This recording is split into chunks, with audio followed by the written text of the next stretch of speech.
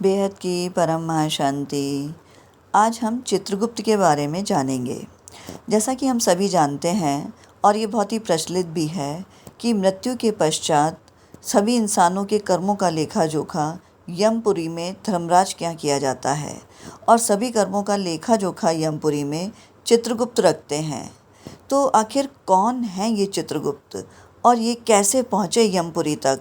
किस प्रकार से ये धर्मराज ने इन्हें सभी के कर्मों का लेखा जोखा रखने के लिए नियुक्त किया? तो क्या है चित्रगुप्त का रहस्य? चलिए इसके बारे में चर्चा करने के लिए हम स्कंद पुराण की तरफ चलते हैं। स्कंद पुराण में हमें इसका विवरण मिलता है। प्राचीन काल में इस पृथ्वी पर मित्र नाम के एक धर्मात्मा कायस्थ निवास किया करते थे, जो सदा ही सब प्राणियों के हित में तत्पर रहते थे। उनकी 2 संतानें हुईं, एक पुत्र और एक कन्या।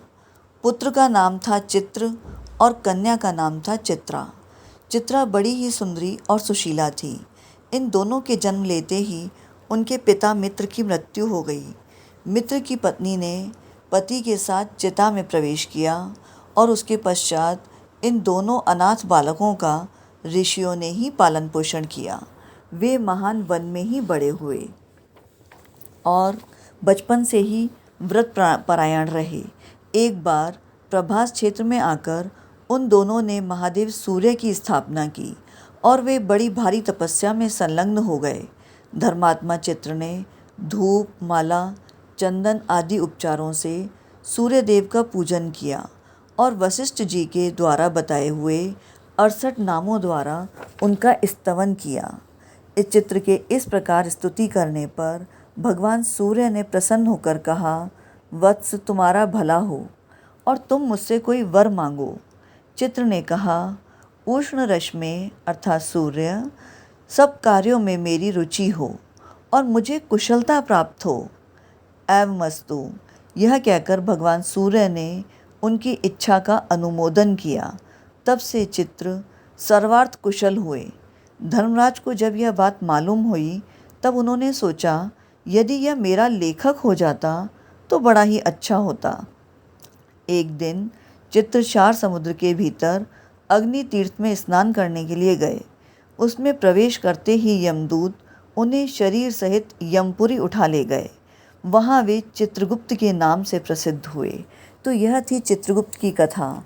इसमें हमने जाना कि किस प्रकार पृथ्वी लोक से ही अपनी तपस्या के द्वारा वर हासिल किया और अपनी काबिलियत के चलते ही चित्र ने चित्रगुप्त का पद प्राप्त किया और धर्मराज की यमपुरी में स्थापित हो गए। तो इस प्रकार जितने भी देवी देवता हैं या ग्रह हैं, ये सब इसी पृथ्वी लोक पर जहाँ आप और हम लोग मौजूद हैं, यही ईश्वर की तपस्या करके अपनी काबिलियत के रूप में इन्होंने देवता का पद प्राप्त किया है, चाहे वो इंद्र हो या फिर कोई और देवता।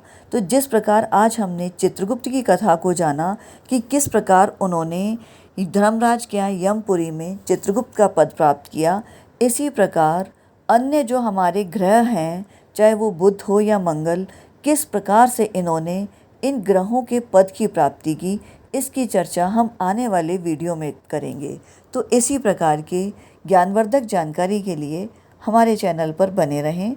वीडियो अच्छा लगा हो तो इसे लाइक करें, शेयर करें, चैनल को सब्सक्राइब करें। बेहद की परम महाशांति।